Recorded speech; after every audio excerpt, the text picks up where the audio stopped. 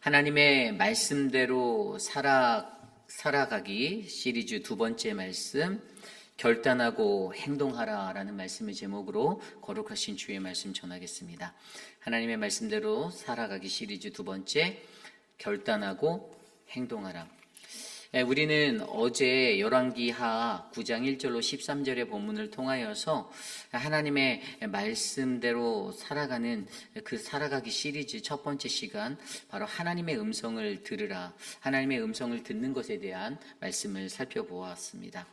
어제 우리가 살펴본 대로 우리는 말씀 속에서 하나님의 하나님이 주시는 선지자적 음성을 듣는 지혜가 우리에게 필요한 그 영적 분별력과, 그리고 하나님의 말씀, 여호와의 말씀이 갖는 주는 그 영적 권위를 우리가 안고 하나님의 음성에 민감하게 반응할 수 있는 그러한 사람이 되어야 한다라고 우리가 살펴보았고요.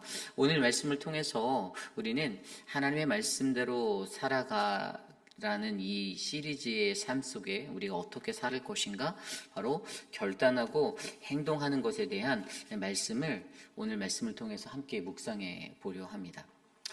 미국 USC의 대학의 경영학과 교수였던 워렌 베니스가 지도자가 가져야 하는 리더십의 네 가지를 이렇게 설명합니다.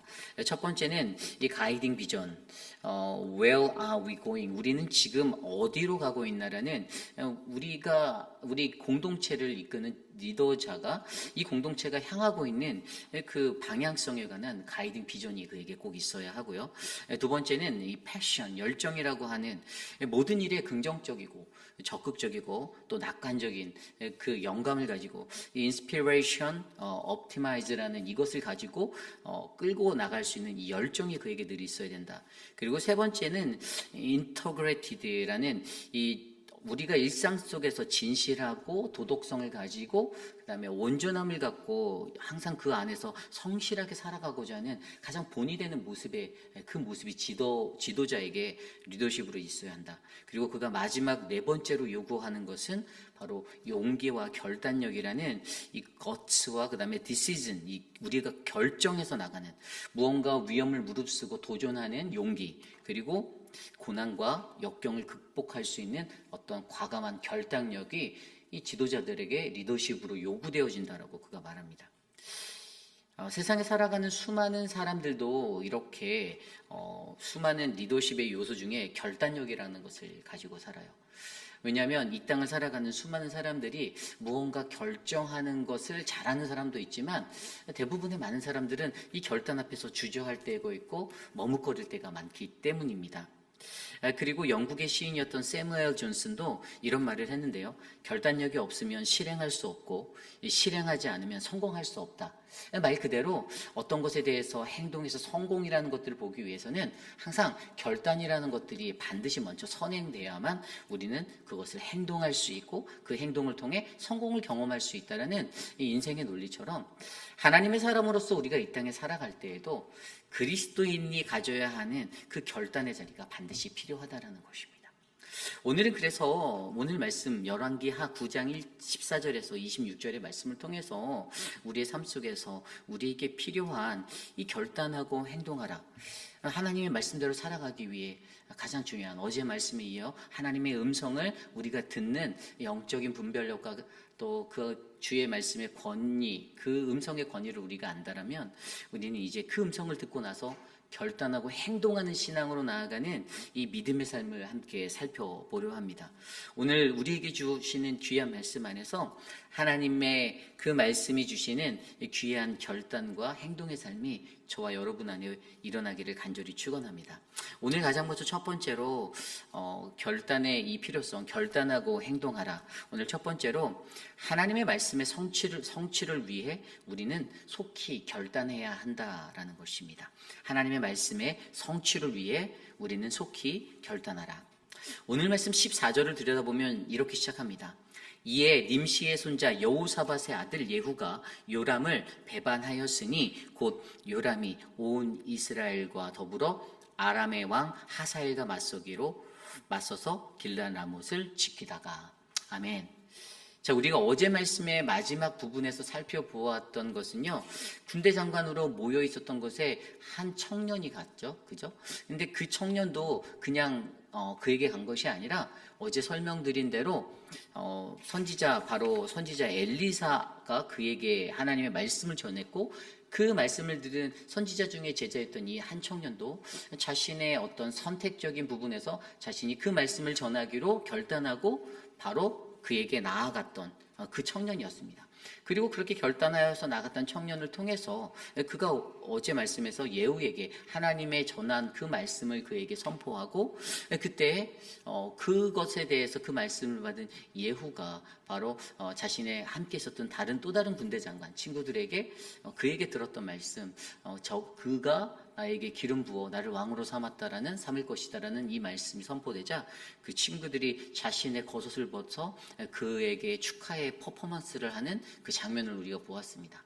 그리고 그 음성을 들었을 때 조소 섞인 그 친구들의 말, 저 미친 사람이 무슨 말을 했어? 라는 그러한 말 속에서도 하나님이 나에게 기름을 부어 왕으로 삼겠다라고 말씀하신다라는 이것을 믿음으로 듣고, 그의 행동의 결과는 어떠한 것으로 나오냐면, 오늘 좀 전에 저희가 읽었던 바로 14절에 이에 nim시의 손자 여호사밧의 아들 예후가 요람을 배반하였으니에서 알 수 있듯이, 그는 바로 그 음성을 듣고 즉각적인 반응으로 하나님 말씀 앞에서 바로 자신이 섬기는 왕 요람을 배반하는 그러한 즉각적인 결단의 행동의 자리로 나아가는 것을 우리에게 보여주고 있습니다.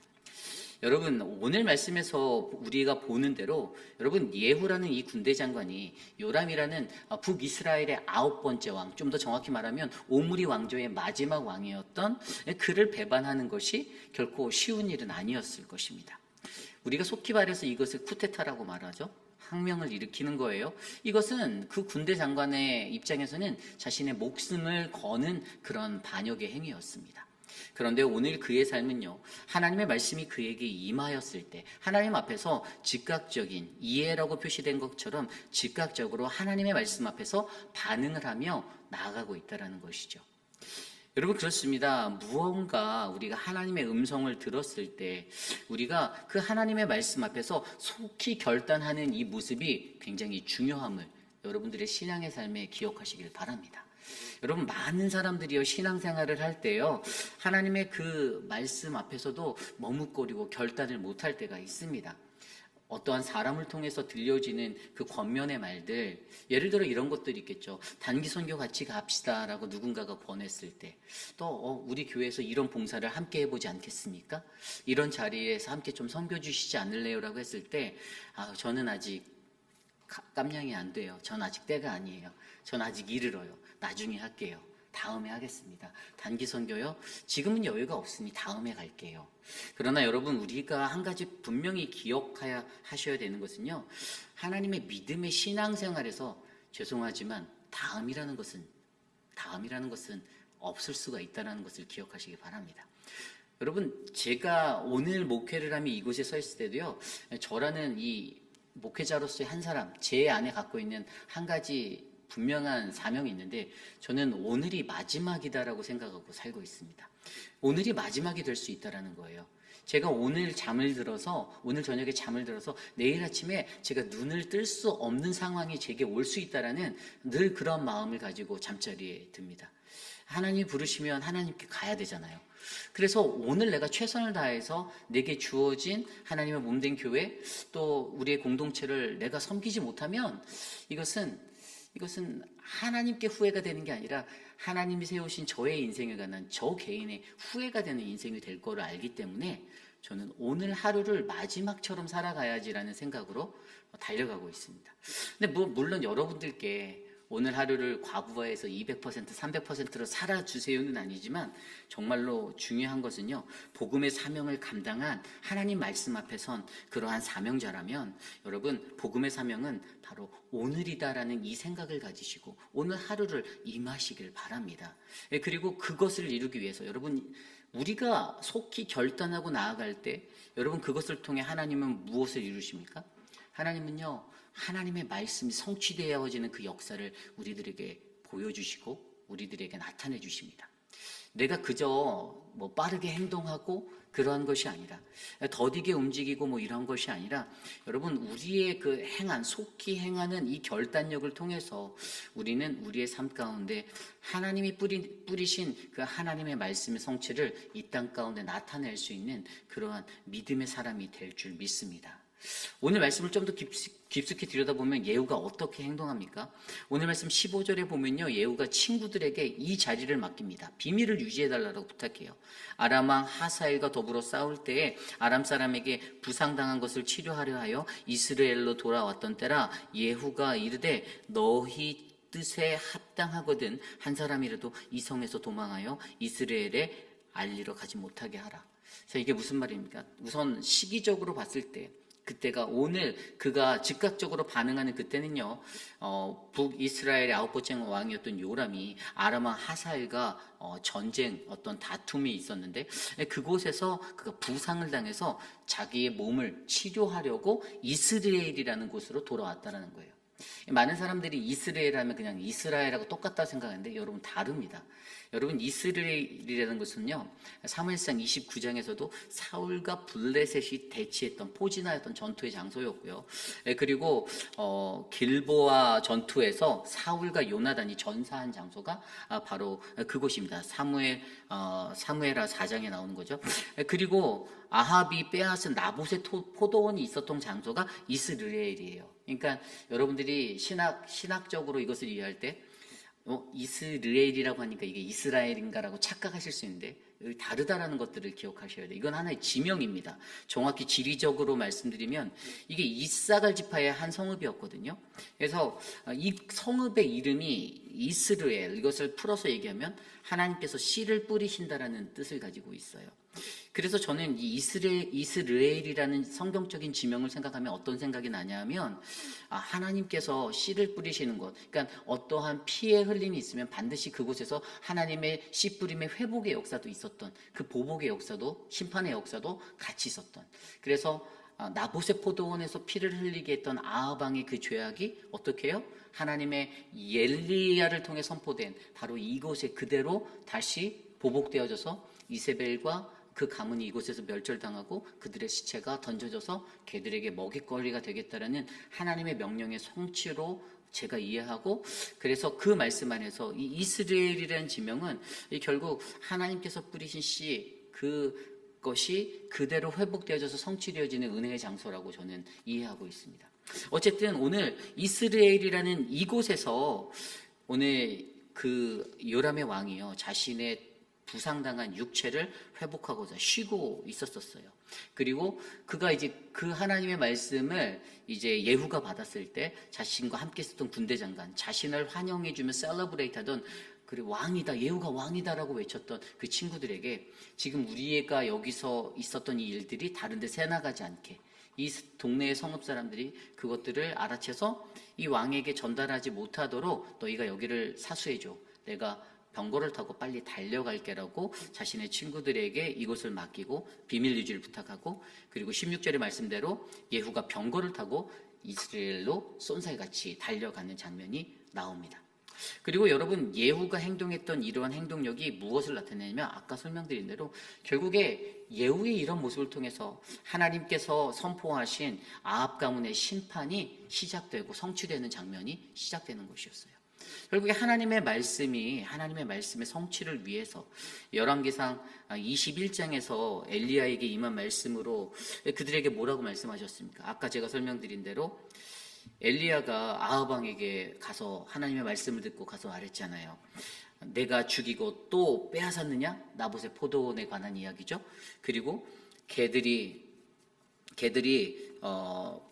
너의 피를 받고 핥는 곳에서 개들이 나봇의 피를 핥는 곳에서 개들이 내 피를 핥고 내 몸의 피도 핥을 것이다. 그리고 내 집의 남자는 다 멸할 것이고 여로보암의 집처럼, 그리고 바하사의 집처럼 멸족시키겠다라는 그 음성을 듣고, 또 내 어머니, 내 아내 이세벨에 대해서도 이 개들이 이스라엘의 성읍에서 곁에서 이세벨을 먹을 것이다라는 그 선포가 이루어졌던 그 열왕기상 21장의 하나님의 말씀이 정확하게 열왕기하 9장에 와서 완벽하게 성취되어지는 그 심판의 자리로 이루어지고 있다는 사실들을 우리에게 알려주고 있습니다. 그렇습니다. 여러분, 이 말씀을 통해서 예후가 빠르게 움직이고 행동하였던 그것은요, 왜 그랬을까라는 생각을 해보면 결국에 하나님의 심판의 메시지, 하나님께서 선포하신 그 말씀의 성취를 위해 그의 행동이 결단이 행동으로 드러나게 된 믿음의 행동이다라고 우리는 이해할 수 있는 것입니다. 여러분, 세상을 살 때요, 저와 여러분들에게도요, 우리가 하나님의 사람으로서 그리스도인으로서 이 땅을 살아간다면 내가 하나님의 말씀대로 살아가기 위해서 저와 여러분들에게는 오늘 예후처럼 즉각적으로 결단하고 행동하는 믿음의 삶이 너무나도 중요합니다. 조금 더디게 가면 안전할 수도 있고 그럴 수도 있죠. 물론 그것이 틀린 것은 아닙니다. 무언가를 판단할 때도 조금 시간차를 두고 결단하고 때에 따라 그럴 때도 있지만, 여러분, 하나님의 말씀이 임한 때에, 그때 우리가 그 받은 말씀 안에서 즉각적으로 그 말씀에 반응하는 삶이 우리에게 얼마나 중요한지, 그리고 그 결단을 통해서 우리가 행동하는 것이 바로 하나님의 말씀의 성취를 이룰 수 있는 그런 나타내는 그러한 믿음의 모습이 될 수 있음을 기억하시고, 저와 여러분들의 삶이 하나님 말씀의 성취를 위해 속히 결단하는 믿음의 삶이 되시기를 간절히 축원합니다. 이것이 오늘 말씀의 첫 번째, 하나님 말씀대로 살아가기, 바로 결단하고 행동하라. 하나님의 말씀의 성취를 위해 우리는 속히 결단해야 한다입니다. 오늘 마지막으로 두 번째, 결단하고 행동하라. 두 번째 말씀은요, 하나님의 말씀의 사명을 밝혀 그날을 준비하라라는 것입니다. 하나님의 말씀의 사명을 밝혀 그날을 준비하라. 이후의 말씀을 보면요, 17절 이후의 말씀에 그렇게 급하게 달려가는 요람의 모습, 그런데 이스라엘 망대에서 파수꾼 하나가 서 있다가 그 장면을 목격하고 요람에게 이르는데요, 요람이 그 달려오는 예후인 것을 알아보고 그를 맞이하기 위해 자신의 사람을 그에게 보냅니다. 그래서 예후에게 그 사람이 다가가서 평안하냐라고 물었더니 예후의 대답은 날카로운 말로, 평안이 내게 무슨 상관이 있냐, 너 내 뒤로 빠져, 이렇게 하고 달려오는 예후의 모습이 18절 말씀에 나와 있습니다. 그리고 그것이 한 번이나 이루어진 게 아니라 두 번 반복되어서 다시 또 한 사람을 19절에 보냈는데 동일하게 그가 돌아오지 않는 그 이야기가 이어지고 있고요. 오히려 성경 말씀 20절은요, 파수꾼이 또 전하여 이르되 그도 그들에게까지 갔으나 돌아오지 아니하고 그 병거 모는 것이 님시의 손자 예후가 모는 것 같이 미치게 모나이다. 아주 급하게, 정말 다급하게 그 이스라엘 성읍을 향하여 달려오는 예후라는 사람이 묘사되고 있습니다. 여러분, 이 구절을 20절까지의 이 구절을 읽으면요, 요람 왕의 이 긴장감과 불안감의 수치가 올라가고 있는 것을 조금씩 느낄 수 있습니다.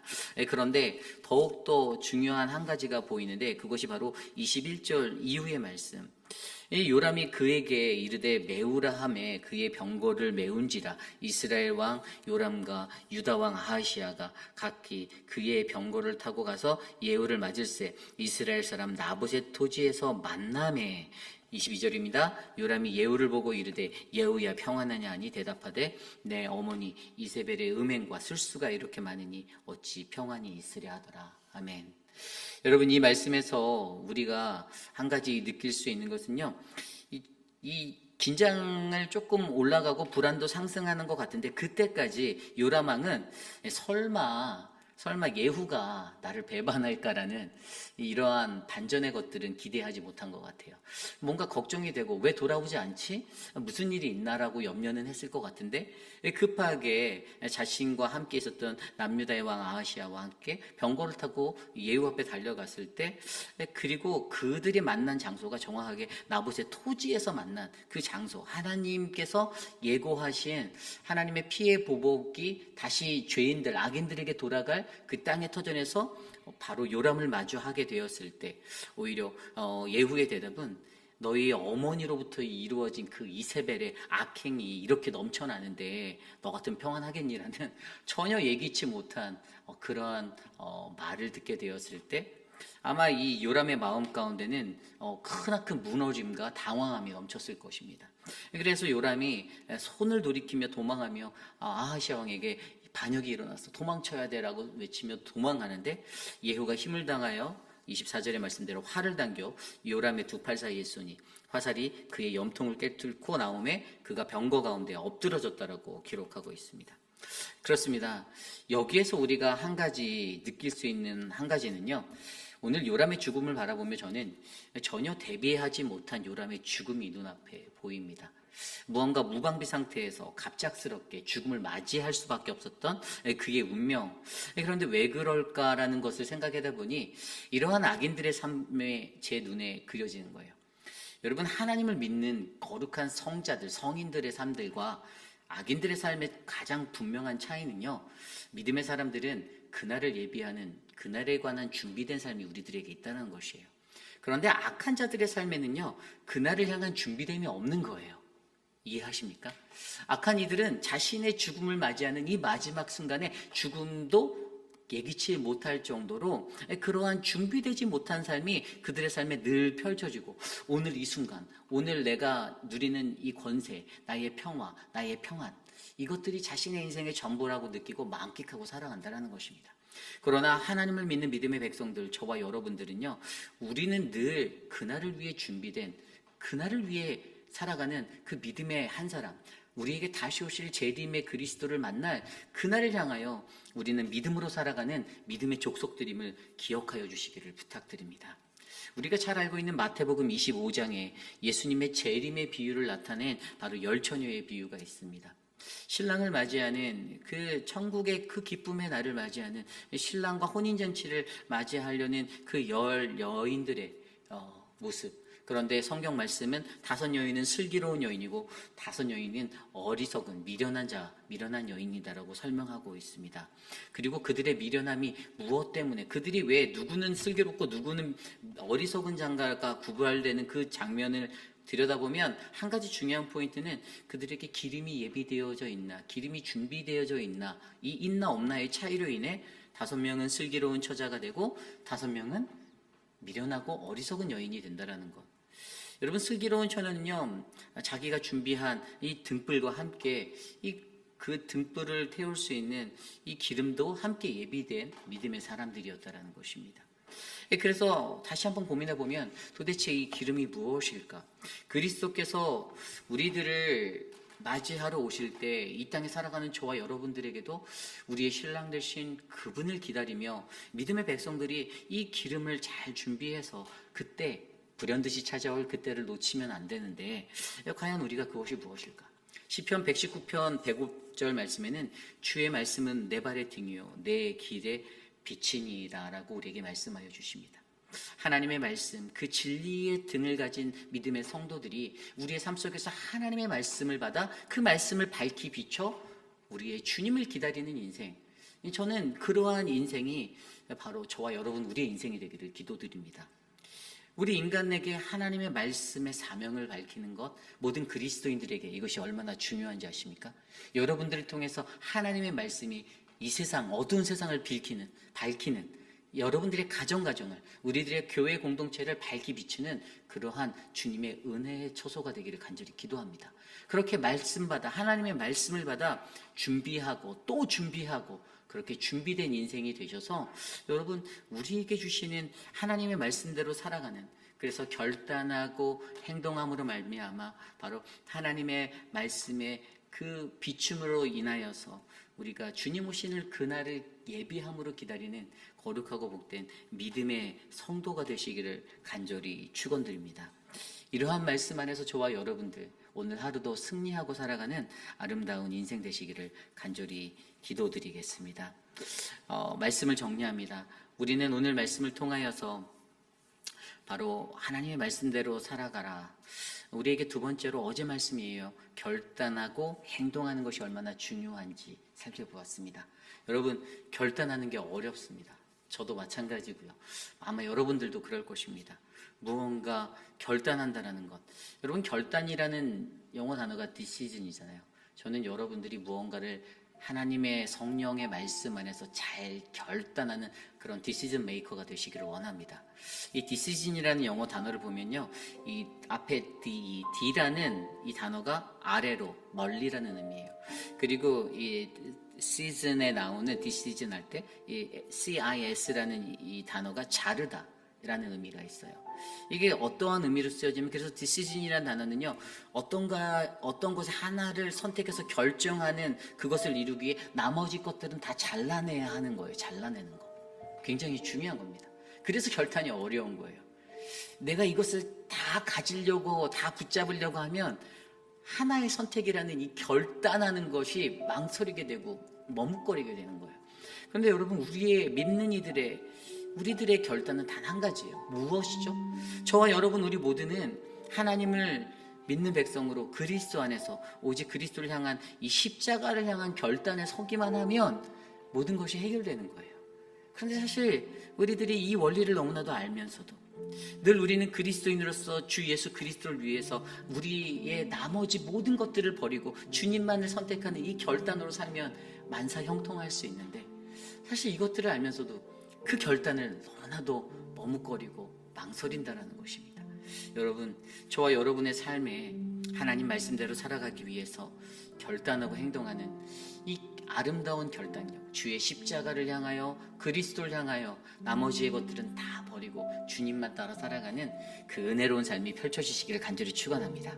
그러한 말씀 안에서 오늘 함께 기도하겠는데요, 하나님 말씀의 성취를 위해 저와 여러분들이 속히 결단하고, 그리고 하나님 말씀의 사명을 밝혀 그날을 예비하는 저와 여러분 되게 해달라고, 주님만 바라보고 주님의 십자가만 바라보고 내가 결단하고 모든 것들은 제하여 버리고 나갈 수 있도록 해달라고 함께 기도하겠습니다.